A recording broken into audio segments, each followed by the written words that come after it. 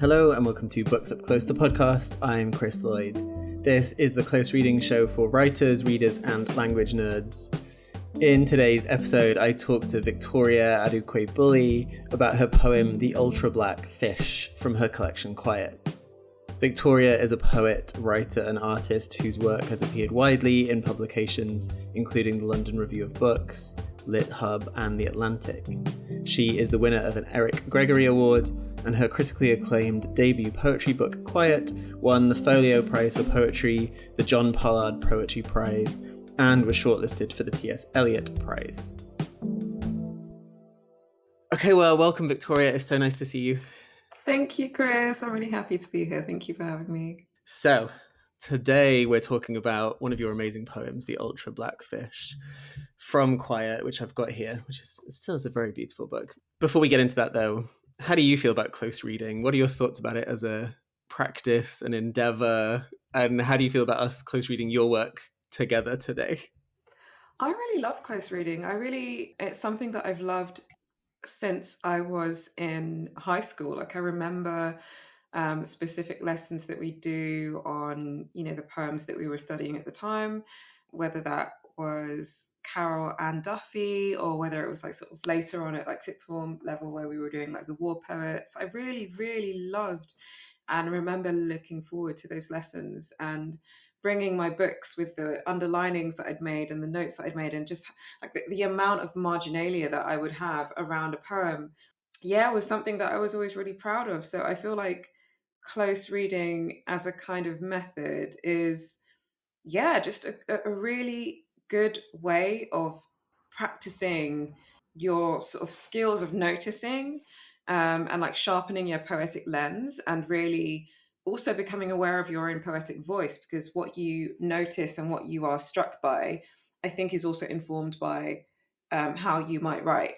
So, I think the two feed each other. And I really think that close reading is a kind of way of being in a deep relationship with a text that's not superficial. And I don't think everybody has to always read in that way, but I think it can be really great if you are dealing with a poet who plays with sound or like plays with etymology or plays with irony and kind of like references to all manner of different things. I think it can be really fun. Yeah, it's like a sort of it's a bit like an Easter egg hunt. Do you know what I mean? Like you're sort of looking for little jewels. Yeah, I've got thoughts on that. But do you enjoy doing this with your own work, or is it much easier to do with other people?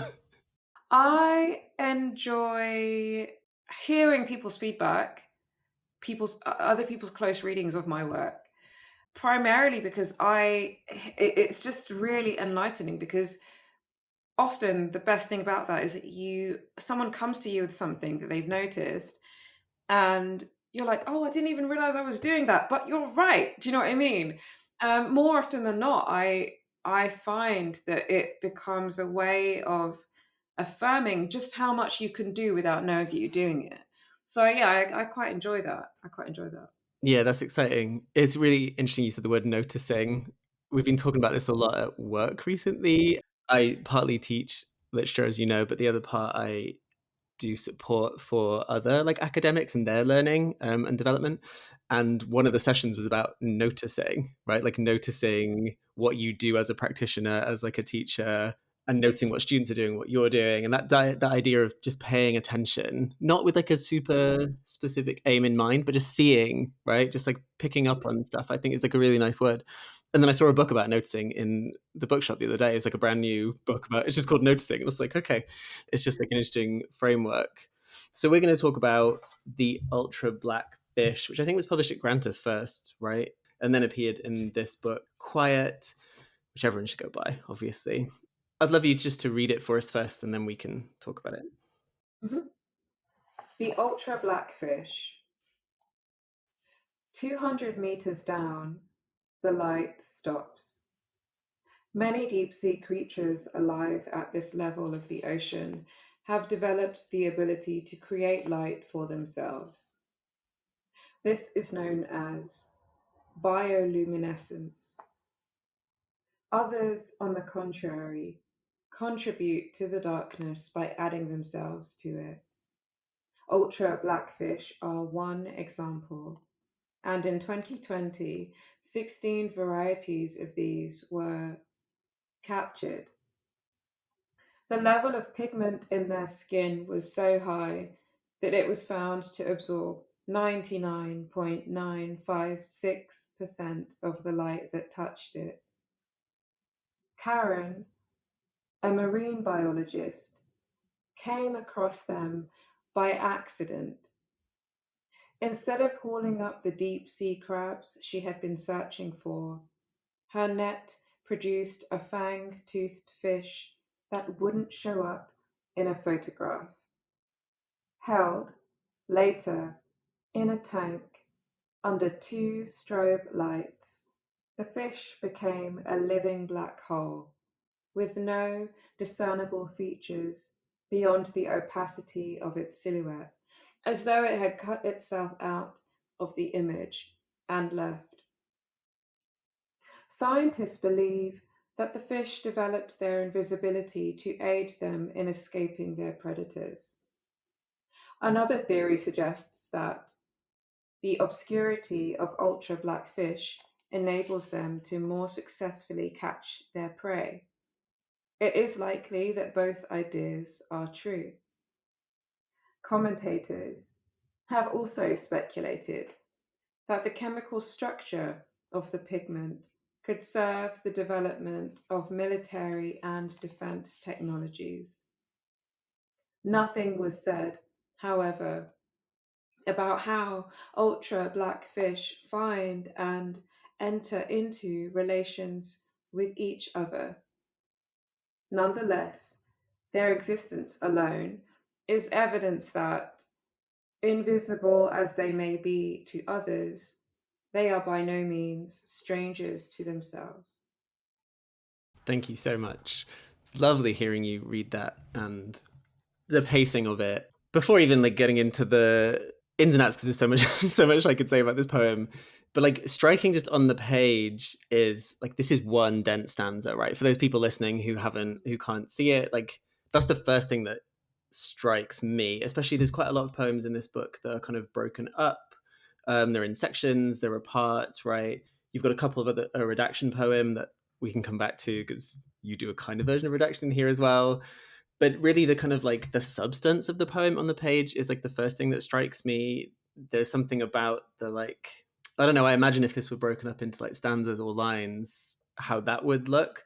But there's something about like the solidity, the kind of like fullness of the poem that I think is maybe like underlining what you're saying about presence and visibility and blackness and text.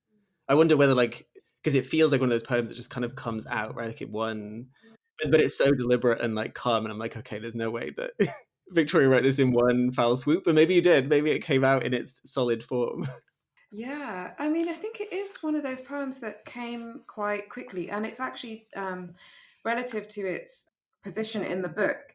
It was one of the last poems that I wrote that went into this book, and I had really just stumbled across these fish. Like I'd stumbled across this news article, and how did I get there? I think I'd been looking for the blackest known substance, and I knew that there was something called Vanta black, but that's a synthetic black pigment. And so in that search, that was how I discovered this news about these fish. And I was like, oh wow. And so ultimately the structure of the poem really does chart my becoming aware of this news, this discovery. And the poem, I think, tries to both mimic some of the language of the news articles and also enact a kind of commentary about the angle from which the articles are written. And so I couldn't think of any other way to structure this than as to just, like, I didn't want it to be a prose poem because I think that would have felt almost too casual, because I think that what's poetic about this poem is not necessarily what I've done, but the way that the fish exist and have existed. I find that that's the poem. So I think if I had made it into a prose poem, that would have been kind of like making it a little bit too mundane. But so I wanted a kind of middle ground where it's just a block of text, And I always do love paying attention to line breaks. So sometimes it feels quite lucky when you're able to structure something in a block and have it feel quite equal. But yeah, it really is a poem that I think came out in the way that it exists now. It didn't have that many different drafts before this. I love hearing this. I love hearing about how like a poem comes into being, but yeah, like there's something much more. I don't know, the idea of like the substance of the poem and the way it unfolds, as you say. Like there's like almost a movement. The lines kind of get longer by the end, kind of, but even just that, like this kind of like there's a they're not very strict ends, right? There is an organicness. I hate that word, but like there is an organicness to those line endings that don't feel like you're having to cut a particular moment, and rather you do have some amazing line endings here that do some really good things. Like the first one, right? 200 meters down, the light stops. Full stop. Like the full stop is that emulation of that stop, right? And you kind of think, oh, that's a really interesting way to begin a poem, right? The idea of the light stopping, or even like we've gotten so far down. And I think that's like a really, it's not like a resistance, but there is a kind of friction there as an opening. And then many deep sea creatures alive at this level of the ocean. Then we start to play with those endings of the ocean have developed the ability to create light for themselves. And I just love the idea of ending on create, right? Because they could be creating any number of things, right? Like we know you're talking about light, but which is why, again, like I think this poem, as so many are in this book, are about creation, not just the kind of literary act of creation, although that I feel like that's there, but creation as like the space of like worldliness or world building or like world making, if you like. So I think like having that on the third line already opens the poem up about something. Yeah, I mean, even like looking at it now, and I think this is a good thing. I think it's a healthy thing if you look back at your work with time having passed and are like, oh, not sure about that. And looking at this poem now, okay, yeah, the first line, 200 meters down, the light stops, full stop. Okay, nice. And then many deep sea creatures alive at this level. Okay, because I wouldn't. You could put level of the ocean. I don't know, but the bit that I'm like, ugh, is the ending on create, because I could have put create light, and then you would have left that hanging, and then you land it for themselves. And I might have ended that line with create light if I were looking at this again today to edit it. But I also do think that I agree with what you're saying about there's a lot going on here about like creation. It's not just about what they literally do, but what the act is actually for, which is about the creation of selfhood or the creation of like seeing one another or an alternative world. So yeah, I'm glad that it doesn't look like it sticks out like a sore thumb, because now sometimes I look at some of these poems, I'm like, oh, that's a bit messy. Yeah. No, it doesn't at all. Like just that I just love the idea of like develop the ability to create. And I was like, oh, like that feels so like open, right, as an idea. Also like light for themselves, which you could read in two ways, right? Like that means like they can create light, but also it's like for them. It's like not for any, like there's a two-ness there which you play with like as we get further down as well. And then you do that. This is known as bioluminescence, right? Like you shifting to that scientific register, right, or the journalistic one, however you want to phrase it, and that's like italicized as well. And I'm really interested in that, like as though to be like this is a technical word, but almost like I'm not actually interested in technical words, right? I'm interested in like what's beneath them. Yeah, because I think when I think about bioluminescence, that is the only I just can't really think of any other context than deep sea creatures. And I know there are such things as like glowworms and fireflies. But when I think about bioluminescence, I think about the deep sea creatures that really glow and look like, neon. And and I also just think it's a really beautiful word, like bioluminescence. It's not hard to say it. It just feels like it belongs in italics. Yeah, and yeah, it's the only italicized word in the whole thing. But it's interesting that after that, I guess in a way, by italicizing it, the reader might think, oh, we're going to go into bioluminescence, but then we just do a swerve. So I think maybe that's the purpose that also serves. And that's also something I might not have really thought about, but when I read it now, again, like this close reading thing, it's so nice to be like, oh, I see what I did. I don't remember doing that deliberately, but I see it. Yeah. Yeah, I mean, look, we notice it. It doesn't matter if it was conscious or otherwise. And there's a couple of not to swerve away too much, but like there are a couple of like theoretical references in this book in Quiet that you make. One's Kevin Koshy, who I want to come back to, whose work I'm obsessed with. But also, like, I don't know whether Alexis Gumb's Undrowned was on your reading list when you were writing this poem or not. Yeah, like I think reading that book really, I really love her practice, her praxis. I really love the way that she does a kind of what people would call nature writing, but doesn't just let it sit within the realm of nature writing. It's really embedded into the world and thinking through gender and thinking through race and thinking through queerness. And I think the way that she does that in a way that doesn't feel haughty, it feels very much like I am one of you. I am nothing actually without the people who I read and the people who I'm in community with, and I'm learning from nature. I don't see myself as even a kind of steward. I'm just in and amongst, and so that kind of poetics definitely does inform the kind of ideas that this poem is working through. So yeah, like it's definitely animating the ideas of relation that are in this poem. Yeah, like it was just sudden.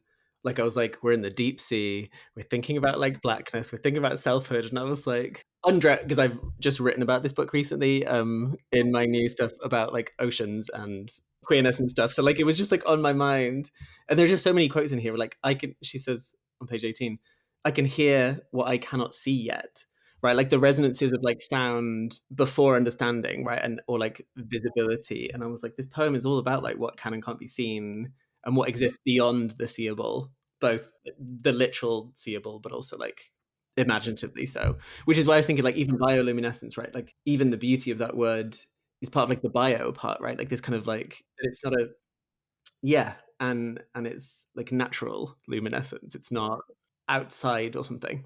And then the next line you put like others, comma, on the contrary, comma, contribute to the darkness.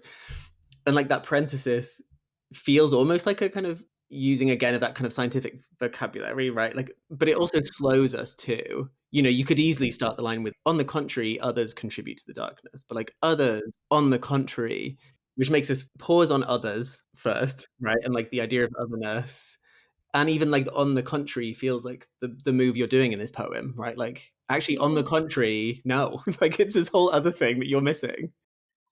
Yeah, yeah, yeah. Yeah, definitely. And it's kind of also just meant to be a bit, I love a little bit of a shady register. Do you know what I mean? Like it's just I love a bit of shade, just like low key sort of like others on the contrary. And I think because, bioluminescence is beautiful, like these images that we can find of these fish and creatures that glow, like it's stunning, but it's not the only form of beauty that exists in the natural world. And so this kind of like, oh, others, they're like, oh, these guys are doing something really different, completely different. And that it's I guess that kind of like contrarian that I'm interested in, or like like also thinking with like Sadia Hartman and waywardness, like this like what is that? Like it's bioluminescence is on our register, but this kind of ultra black situation is even as the rest of the poem goes on to explore, it's not really understood, so it's like they know what they're doing, but they're doing something very different. Yeah. Yeah, but like it's like the poem is alerting us to like difference, right? That there are not always ways to capture, quote unquote, all the things we think we might want to capture, right? And I even like the on the contrary contribute, like I love that alliteration there, to the darkness by adding themselves to it. Like there's such like a like you're not going to get that in a scientific journal, but it is a sense of like adding oneself to the darkness. Like again, it's like a fulsomeness, right, in this poem. It's not blackness or unseeableness as negativity, but as like fullness. Yeah, yeah, and also, yeah, you've helped me to become aware of a kind of, ooh, maybe a juxtaposition or a kind of like paradox going on, because we go into others on the contrary, and then we go into contribute by adding themselves to it, and it's like, okay, so you have it's set up as these fish or these other beings in the deep sea are doing something different, but actually they're not actually doing something different. They're actually enmeshing themselves further in their environment. So are they contrarian? Like contrarian to who? Do you know what I mean? So I think the poem is kind of testing your where you're situated as the commentator. It's asking you to be like, who's looking? Like who's speaking, you know? So yeah. Yeah, the speaker of the poem is not clear to me, and there's something good about that. There's something very it's a very stable speaker, right? Like we know what they're saying. Like there's no all the language is clear, but like who they are and where they're speaking from, like that's a whole other story, right? And I really appreciate that. And the first kind of moment you get something like that is on the next line, one example, and in 2020, 16 varieties. And rather than writing and, you use the ampersand, right? Which I know is like lots of contemporary poets do it, but like it's the first marker of, there's something typographical that's different, right? That I don't know, like it's something to think about. And then the next line, 16 varieties these were, listeners. On the page it says discovered, but it's crossed through, and then you've got captured afterwards. And as I say, we've already had a kind of redaction poem earlier on in the collection, so it's almost like you've primed us for that. But that's one of the redaction poems where you don't see the words that are blacked out, right? Like you don't see them at all. Whereas here, they're kind of crossed through, like you can see discovered, and then the speaker is like, no, let's be more specific, captured. And I really like the idea of kind of leaving in the alternative language, because so far you kind of played with how we narrate this fish and like what language is the speaker choosing. But here you're leaving both options almost to be like, I don't know, there's a kind of ongoingness of that editing or rethinking somehow. Yeah, yeah. I think some of my favorite, I guess, styles or poetics are those that really bring the reader along with the process of writing, in the sense that I love feeling like I'm discovering the poem whilst the poem is discovering itself. And it's almost like the poem is growing legs and starting to walk, then growing wings, or like, all of these different ways that the text is itself either correcting itself or arguing with itself or a little bit confused. And I always knew that I wanted to do something where I was saying that discovered is not the word, because I didn't want to go into that language. But I thought, oh, if I can keep it there, if I can strike it through, then I can make it clear that I've made a decision, and I can make it clear that we still say that without thinking. I even said it earlier. I said discovered earlier. So I'm trying to, I guess, in the poem, speak in a true voice that is still susceptible to having to self-correct. And I didn't think it would be as impactful if you just wrote, if I just wrote captured.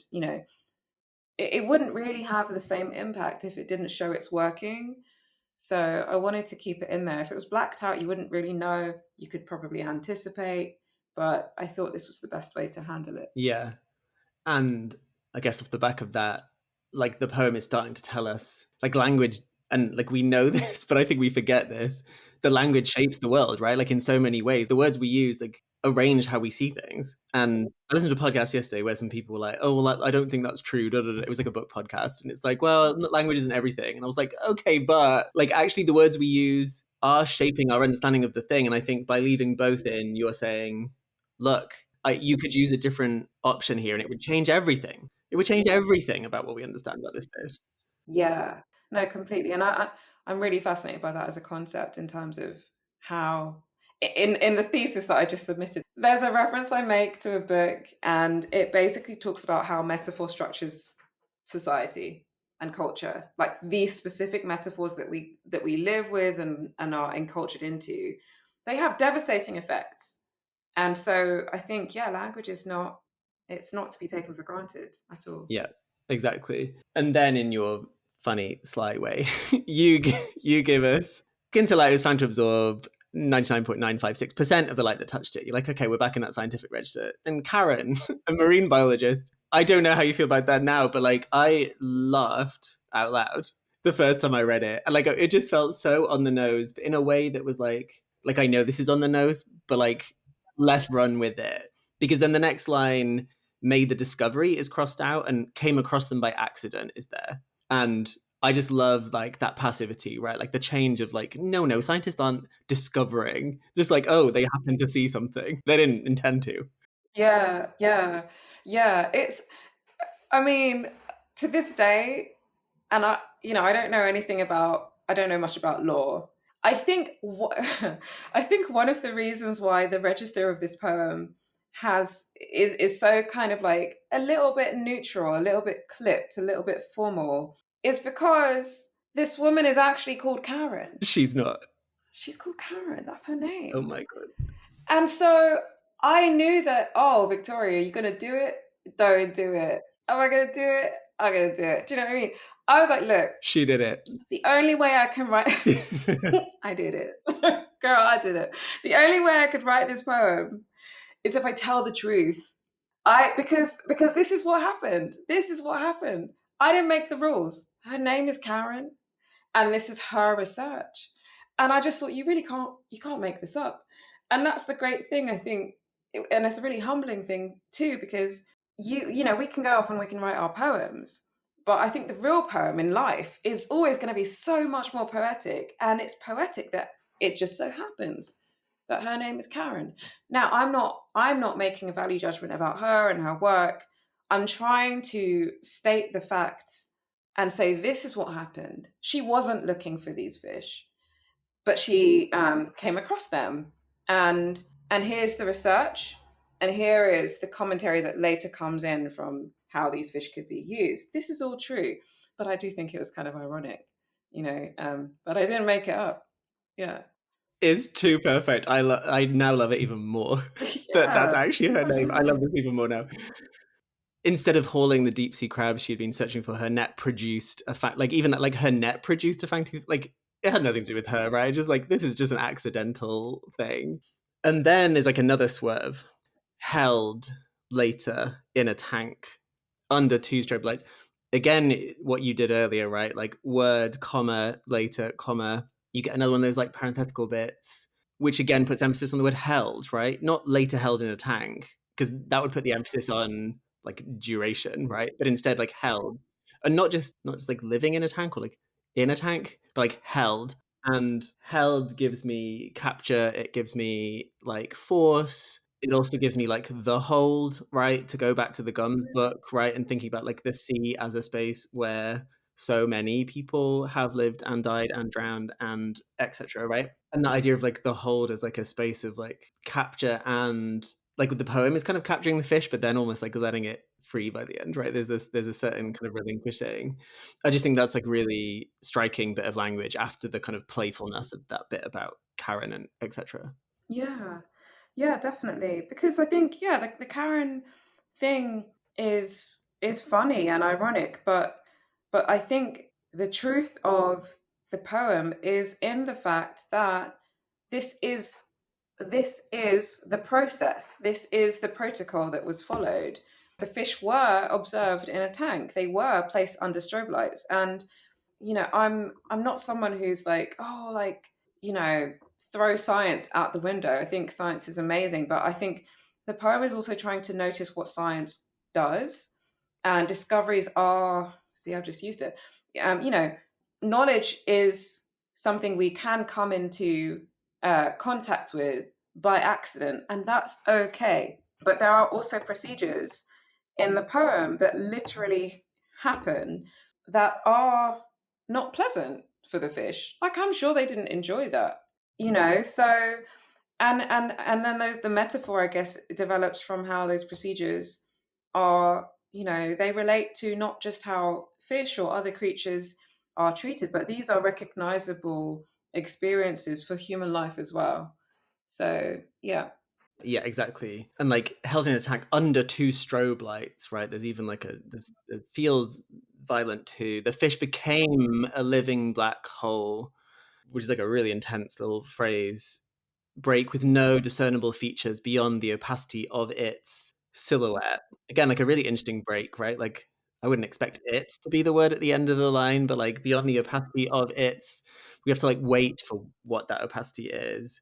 And then as though it had cut itself out of the image and left, which is like one of my favorite lines in the history of your writing. Like that is a line it gives the fish some agency again, but also like cut itself out of the image, like also reminds me of the artwork as well, right? Like almost like out of the poem. Like you could it's like the fish is extracting itself, like, I don't want anything to do with your poem. I don't want anything to do with your photograph, you know? Yeah, yeah. It kind of that line also, I don't know which cartoon, but I feel like I have memories of like cartoons where characters would sort of like cut around themselves and then you just have like the silhouette left there. And honestly, I wish we had good cartoons because I feel like growing up watching like Tom and Jerry and all of these cartoons, they all had their problematics as well because they were made in like what 1940 or something. But there was a kind of irony and a kind of inventiveness and a randomness that I think was really good for the brain. And yeah, and so the idea of a cartoon character sort of removing itself from the frame or the image really pays it then makes you think, oh, like they're not just running away.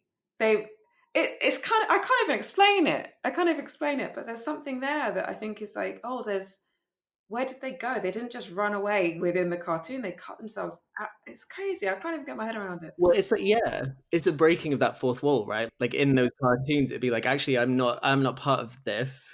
Yeah, it's pulling down the like the framework of like what we think we're looking at, which again is what this fish is doing, right? Scientists believe that the fish developed their invisibility to aid them in escaping their like also invisibility, but like to whom, right? Like just like we can't see them, but like okay, they may be visible to each other. Another theory break suggests that the obscurity of the ultra blackfish, and I was like, oh, obscurity, like the multiple meanings there, right? Like not like visual obscurity, but like the again this otherness thing enables them to more successfully catch their prey. It's likely that both ideas are true. So you're kind of going through these arguments, and I'm like, okay, but where are we actually going though? Like the speaker is like leading us somewhere, which you were suddenly on board with the speaker's kind of playfulness, I think, by this point. Commentators have also speculated that the chemical structure of the pigment could serve the development of military and defense technologies. That's where, like, okay, now the poem is really kind of pushing harder, right? That, like, now we're thinking about the use of the fish to humans, right? Not just for themselves or not just like for scientific knowledge, quote unquote, but rather like what can it do for us? And like the violence of that is even more heightened. Yeah, it's, and I think the register hasn't really changed that much. And so I would be curious to see how different people experience that line about like the military and defense technologies, because ultimately it's like, I'm not saying this is bad. Like I never say that, but I wonder how it lands with people because it just, for me, when I read that article or those articles, because there were several, I found it so disappointing. I just thought, oh, can we not think of anything better? Like, is that the best idea? The best idea? Really? It just felt really like a failure of our ability to exist in a kind of wonder. Because again, these fish were discovered, quote unquote, by accident. And it could have been a case of how amazing is this? But then the commentary that follows it kind of goes into this language of war. And I just think that's so disappointing. And like military and defense, right? Like we're back with like human violence, right? Like it's like of all the things we could imagine, like we're not just capturing the fish and treating it violently, but then using it for our own violent ends. And the poem is like, no, nothing was said, however, right? And this is where like the speaker is almost like coming forward, right? About how ultra black fish find and enter into relations with each other. Love that fish find alliteration like gorgeous and enter into relations with each other. Just okay, no, we're not doing war. We're not doing like just scrutiny. We're doing relationality. Just this beautiful like softness in the sound as well. They like enter into relations with each other. Nonetheless, the loads of S's. Their existence alone is evidence that. And this line also, you had one, two, three. Like there's quite a few commas in here, right? That really slow us down. Their existence alone is evidence that, invisible as they may be to others, they are by no means strangers to themselves. Like that last line, like really takes me out. And this is something you explore throughout the book, right? Like in one framework, this person or this creature or this idea is one thing. But like that assumes there's only one way of looking at the thing. There's only one perspective. There's only one framework, and it is usually a white framework. It is usually a Western framework. It's usually like a dominant, like patriarchal framework. And actually, it's what are the fish to each other? What are the fish to themselves? There's such a generosity in that final part. They're like, because by the end of the poem, I'm like, oh God, this is where we've ended up, right? But actually, the poem kind of rescues it in a way and says, like, no, abundance, life, mutuality, relationality. Yeah. And I'm really curious. Like I could have tried to end the poem with a question, but I thought, no, like I don't want to ask the question because if I do that, then I'm forcing the reader to also ask the question. But I'm like, no, I want the reader to be curious. I want the reader to also wonder with me how these fish see each other. Like we don't know because nobody was interested in that. Nobody seemed to care how these fish actually find each other. If it is so dark down there, and if the fish are also so dark, make it make sense.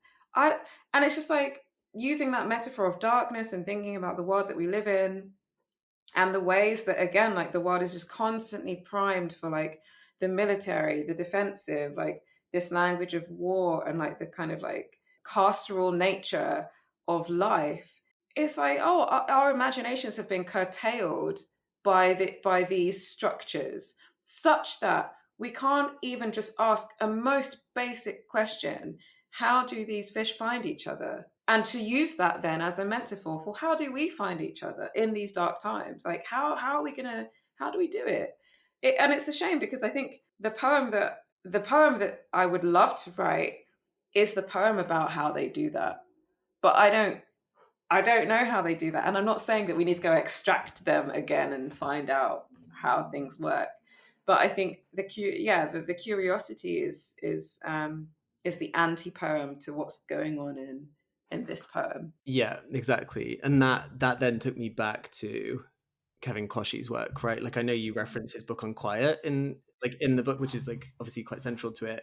But I was also thinking about his other book on aliveness, right? On Black aliveness. And he kind of opens with like, I want to imagine a Black world where blackness is the totality of being, not blackness in relation to, but blackness as the totality of being. And that like that's what the ending said to me, right? Like blackness as not in relation to like like lightness or what can be seen or like the human eye or, but like blackness in and of itself, unto itself, outside of the constrictures of what like blackness might mean.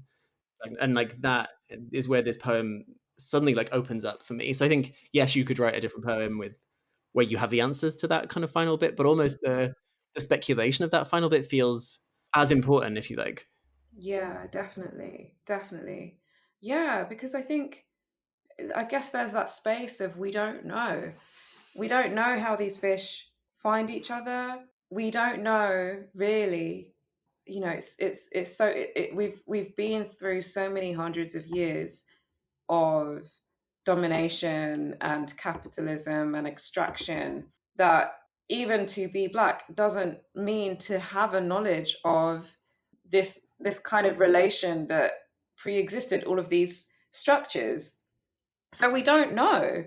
But I think that yeah, the wandering and the wandering with an A and the wandering with the O, like they are the kind of praxis that I think the poem wants to gesture towards.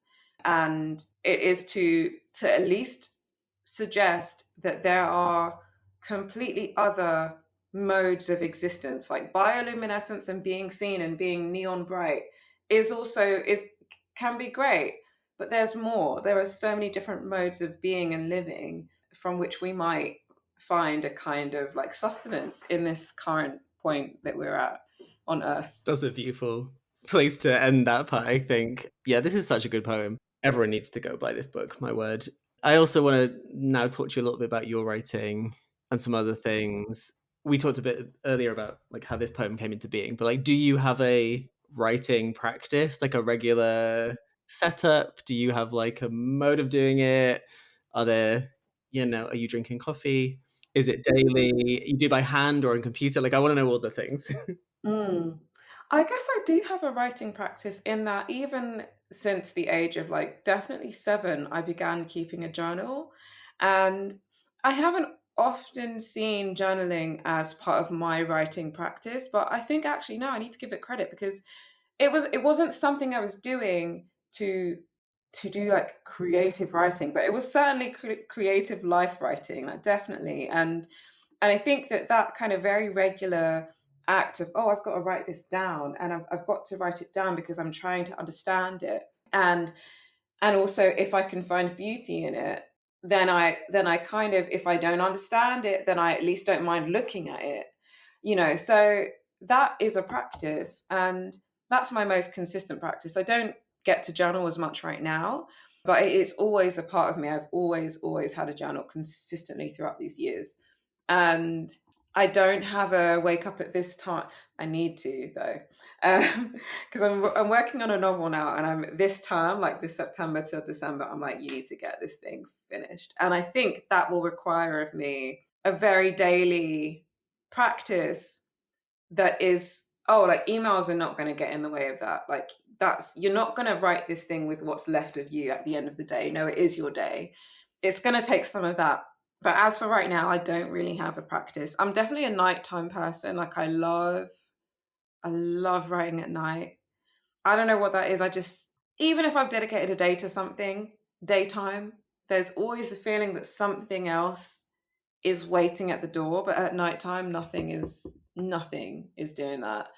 But I also find, and I say this in workshops a lot, I try to read theory. Theory really is metaphorical. Like, I find, like, Kwashi's work, all of his books, they're just, I think some people can write in such a way that makes you just want to write and you can just visualize things.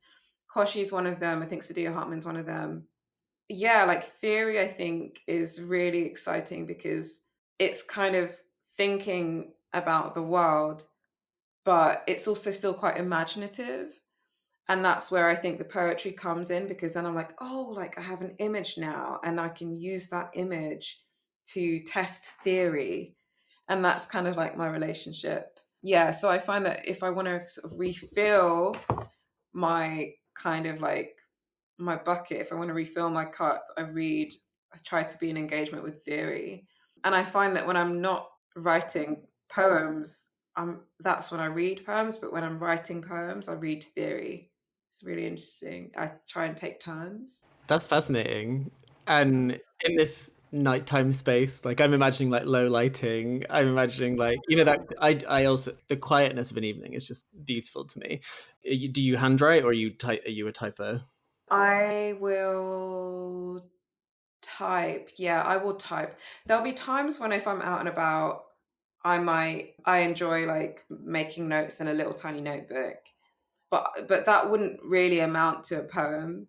That those would be little sketches of things that I will then at the laptop flesh out. Journaling is always by hand though. Like, I would never journal on my laptop. I always journal by hand, and that feels good. That feels important because you have to commit to it. You have to really just push. Yeah, say the thing, and then it's there. Whereas on the laptop, you can just, you know, you can just delete it. I really find it difficult to write creatively by hand because I'm like, I don't want to put this down. This feels too definitive, right? I like the hesitancy of typing. On that, have you got any, I know you do some teaching, like do you have any creative tasks that you get students to do that you would want to share, like or like tips or kind of ideas that people could try out? So every other month, I do a workshop with Faber Academy, and it's called Start to Write Poetry. It runs from 10 a.m. to 4 p.m. It's all online. And one of the opening exercises that I do in that session is I ask the participants to transcribe a dream that they've had, a dream that has stayed with them for a long time. Nothing traumatic, nothing nightmarish, unless it's like interesting and not troubling. And I ask them to do that in the second person, not the first person. And I think that's for two reasons. Having a dream that one remembers is kind of like you're the expert. Like, no one else has that text, that kind of those set of images. They're entirely yours, so you're the expert. And then writing it in second person creates a kind of distance that then I think can be helpful, because I think especially like in like British culture. Like we're taught to be so bashful about speaking about ourselves and like saying something that happened to us, or we're also taught to be bashful about something that we think is a bit strange. We'll be like, oh, that's a bit weird, and then we'll just back away from it. And I think that writing in second person takes the pressure off, because you're no longer saying I, you're saying you. And I think, I always tell participants that, look, like, you can do this with anything. Like, you don't have to write anything in the first person. You can change the tense or the subject position. You can change it so that it makes it easier for you to write it, and then you can switch it back. So that's something that I'd recommend. And if you don't have a dream, you can think about a scene from a film that's like so much a part of you now that you could write about it. That's amazing. I mean, most of my dreams are weirdly film like references, so like that kind of overlaps. I'm always like, why does that feel like I'm dreaming a David Lynch movie? But anyway, like that's my brain. Okay, do you have any books you would recommend to listeners? Like anything old, new, not yet out, things that you go back to, anything you want, as many as you want. I love to read a book where I'm like, oh my goodness, I just have to, all I need to do now is just quit, because it's just so good. And I really felt that way with Layli Long Soldier's book, Whereas. I'd love to feel that way again. I'd love to feel the way I felt reading that book. I'd love a book that would do that to me again, because there's something about how that book opens, and it's almost as though the terms of the text are building themselves, like it's introducing itself to you. The kind of language and the terms of relation that are going to follow, we start with the building blocks. So the first few poems in that book are quite imagistic and quite small, and then it just escalates. And by the end, it's just devastation. But it's also not just that, but it's like, oh wow, like I feel tired. And there is a book that is coming out in the US, and hopefully this will get a home here too. This is called it's called Death of the First Idea by Ricky Laurentiis. Ricky's first book, Boy with Thorn, came out in 2015. That's like 10 years ago now. At that point in time, Ricky, his pronouns were he, him. Now, 2025, Ricky has transitioned. And this whole book, it really charts her journey through gender and through masculinity, and how it just breaks things down. And it's funny, it's sad, it's confusing. It's one of these books where I'm just like, oh, I don't think I'm smart enough, but I kind of love that feeling. I just love that feeling of like, there's Greek references, there's all sorts, and I'm just like, oh my goodness, this is crazy. So yeah, I think Death of the First Idea by Ricky Laurentiis. I'd really, I'd mention that. Those are amazing. I will link to both. Even if you're in the UK, you can find a way to buy it somehow. I'm sure you'll find a way. Both of those are amazing. Victoria, thank you so much for your time today. It was such a pleasure and so nice to see you again. Thank you so much for having me. This has been so much fun. Thank you for listening to this episode. Please subscribe if you haven't already. Leave a review and share with people you know. You can also follow the show and me on Instagram at Books Up Close and on YouTube. And if you can, please do fill out the feedback form linked in the show notes. It's really helpful to us. You can get show transcripts and more information by subscribing to the Substack. This show is made possible by an Impact Accelerator Award from the University of Hertfordshire and the Arts and Humanities Research Council.